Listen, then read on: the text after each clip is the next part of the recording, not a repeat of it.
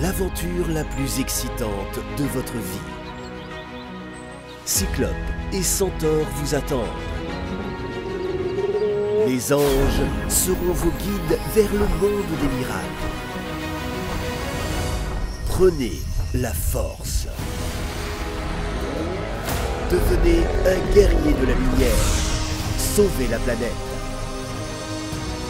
Découvrez les secrets des hommes verts et de la vie sur d'autres planètes. Comment les dieux forgent-ils votre destin? Et est-il possible de le changer?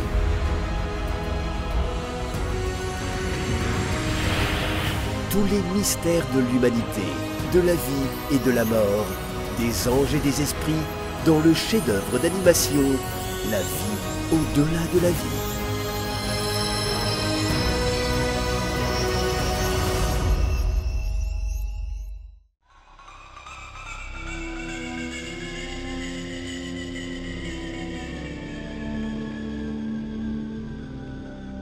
Que la paix soit avec toi, 4 jours. Que la paix soit sur nous tous. Je dois maintenant me dépêcher d'aller quelque part, et je ne peux pas être un hôte hospitalier pour toi. Néanmoins, tu peux aussi venir avec moi. Mais où ça? Chez les déserteurs. Chez les déserteurs, c'est intéressant. Où sont-ils? Ce sont des gens malheureux qui ont peur de l'incarnation. Ils se cachent dans l'espace entre les dimensions, et en étant là, ils parviennent à ne pas s'incarner.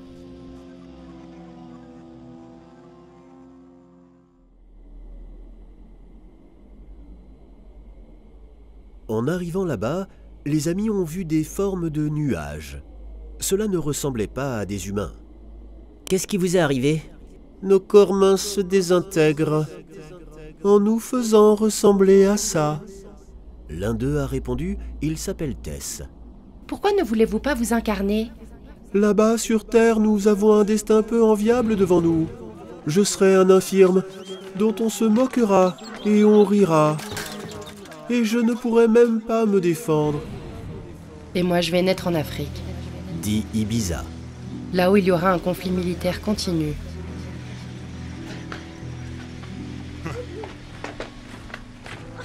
Les soldats se moqueront de moi. Quand je serai enfant, ils vont me violer. Ils vont me contaminer avec le VIH.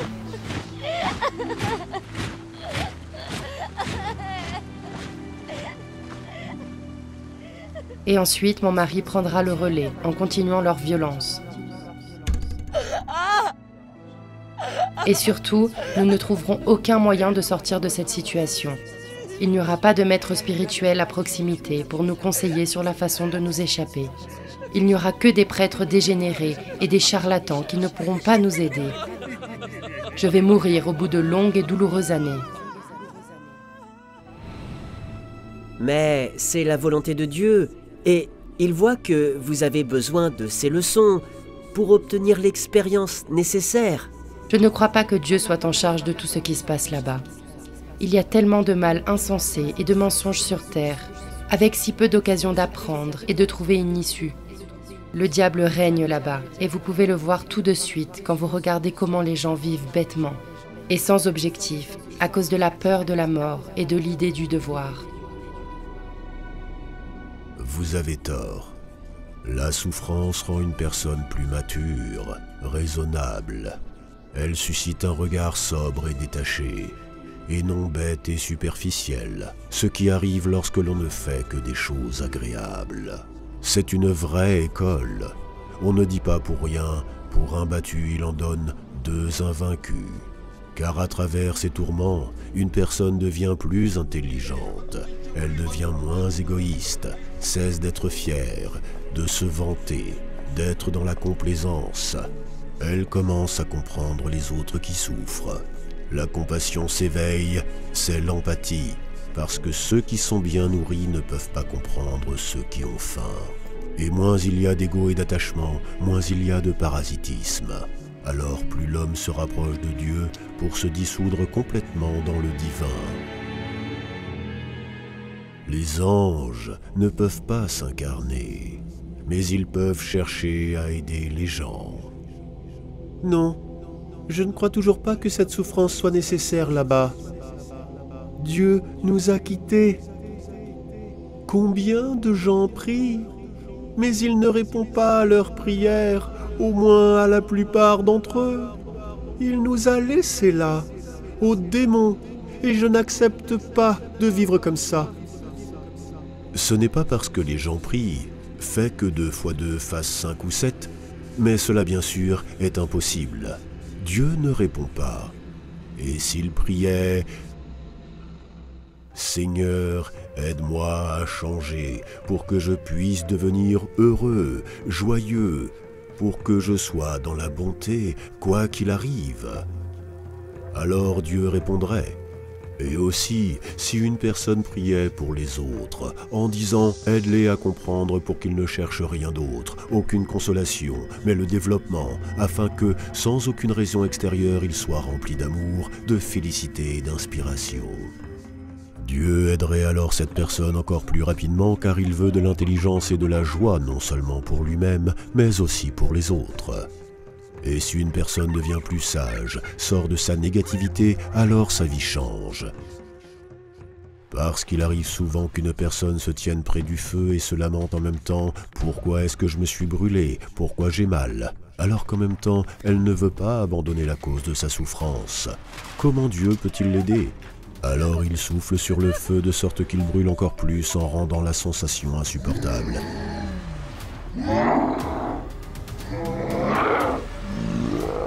Si bien que la personne arrête le feu avant de se brûler entièrement. Oui, tu as raison en quelque sorte, 4 jours. Mais à ce moment-là, nous oublierons tout. Nous ne saurons rien et nous n'aurons ni issue ni choix. Alors nous prions pour que 2 et 2 fassent 5. Et le maître ne sera pas là et nous ne le croirons pas. Dans l'état actuel, nous ne pourrons pas le distinguer des prêtres et des charlatans. Peut-être qu'à la fin de nos vies, on s'en rendra compte. Mais ce sera trop tard. Merci d'avoir participé à notre destin, mais nous ne changerons pas d'avis et nous resterons à notre place. Cela ne fera qu'aggraver votre destin. Parce que vous visez l'égoïsme. Vous cherchez à devenir des parasites, des punaises, et à ne pas servir les gens. Ce qui signifie que vos souffrances ne feront que durer. Oui, nous sommes comme ça, et nous défendons notre opinion. Si j'avais assez de courage et d'intelligence en étant là-bas, je me suiciderais. Je suis fatigué de ce jeu de Dieu. Il nous torture depuis trop longtemps et je ne suis pas d'accord. Les amis parlèrent aux déserteurs pendant longtemps encore, mais ils n'arrivèrent pas à les convaincre.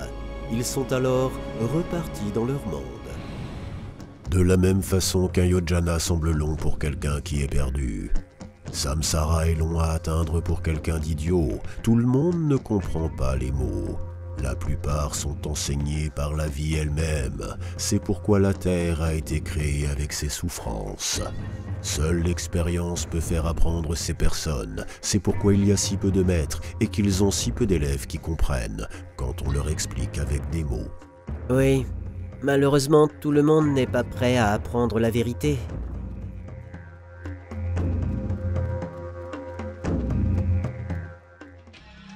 Un jour, toute une foule de gens est venue dans la pyramide de Kedjour avec un proche qui venait tout juste de mourir. Ces gens avaient une question complexe. L'homme était très inquiet quand ses proches l'ont présenté à Kedjour. Il a commencé à parler rapidement. « Je m'appelle John Betton. J'avais un cancer de stade 4 quand j'étais sur Terre. Je savais que j'allais mourir, alors j'ai décidé de congeler mon corps dans une chambre cryogénique.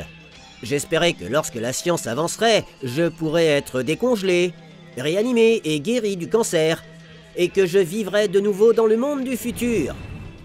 Mais maintenant, je suis venu ici sur le plan subtil, et je ne veux absolument pas revenir sur Terre et y vivre de nouveau.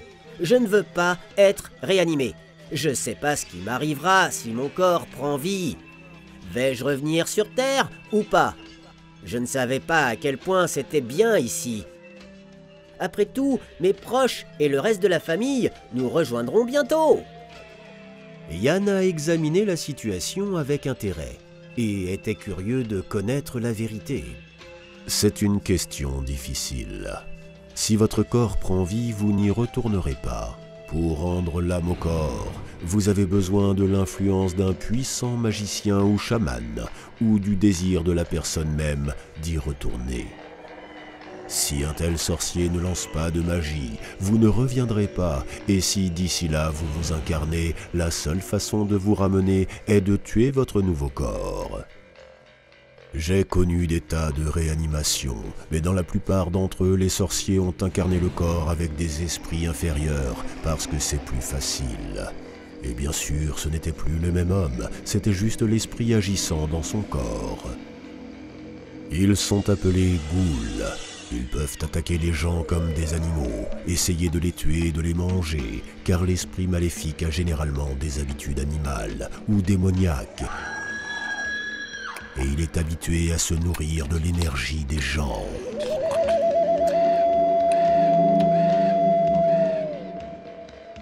Alors, quand il est là, il attaque, boit leur sang, les mange. Il essaie de faire du mal quelconque, car il a l'habitude de le faire.